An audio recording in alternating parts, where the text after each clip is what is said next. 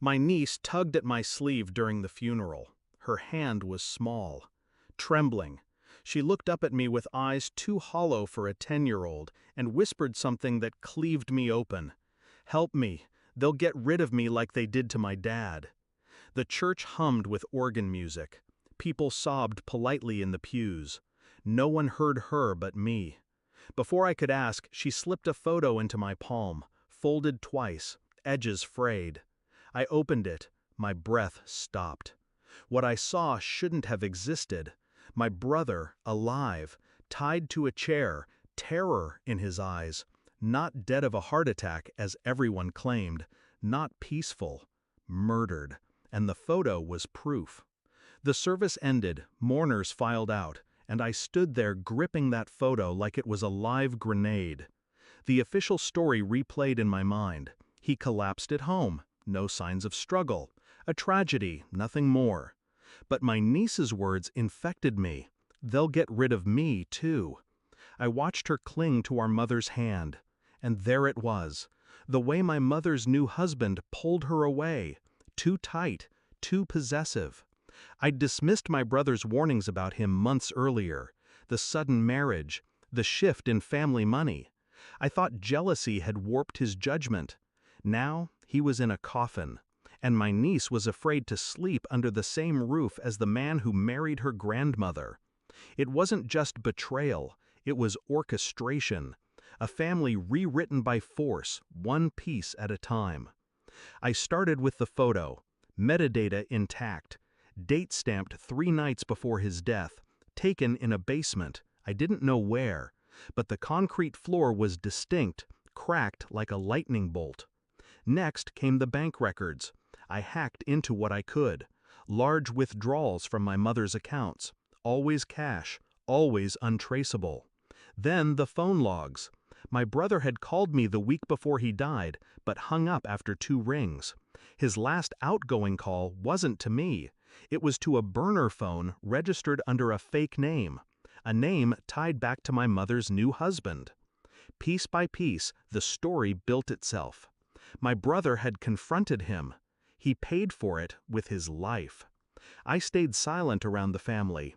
I smiled at the man sitting in my father's chair, his hand resting too comfortably on my niece's shoulder.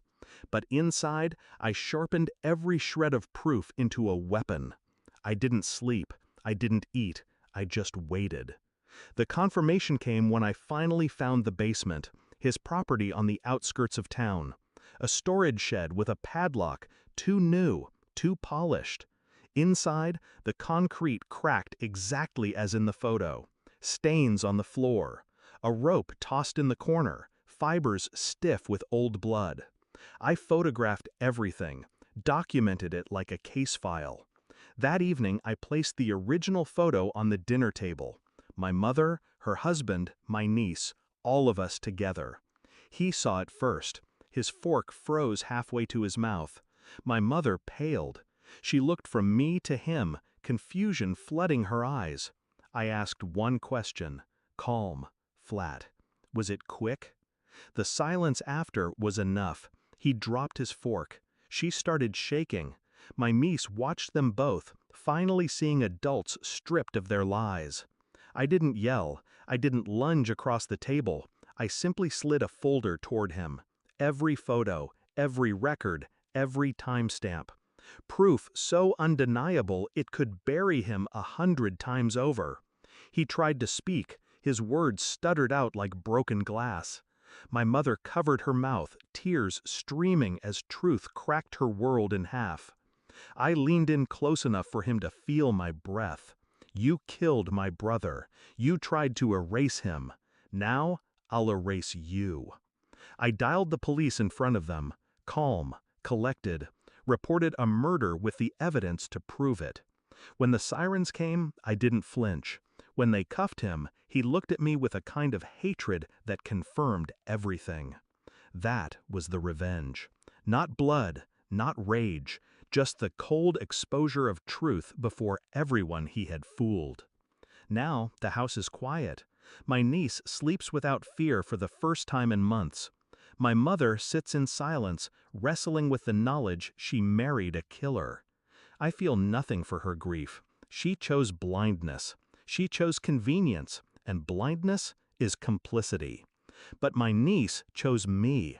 She handed me the photo. She trusted me to see what no one else would.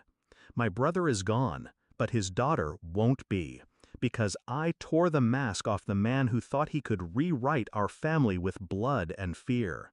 He will rot behind bars, and she will grow knowing the truth.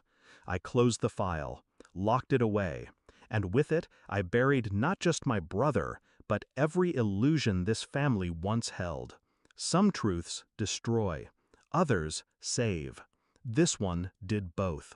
Thanks for watching. Don't forget to like, share, and comment. Subscribe now to Cheating Stories Insight World for more amazing stories.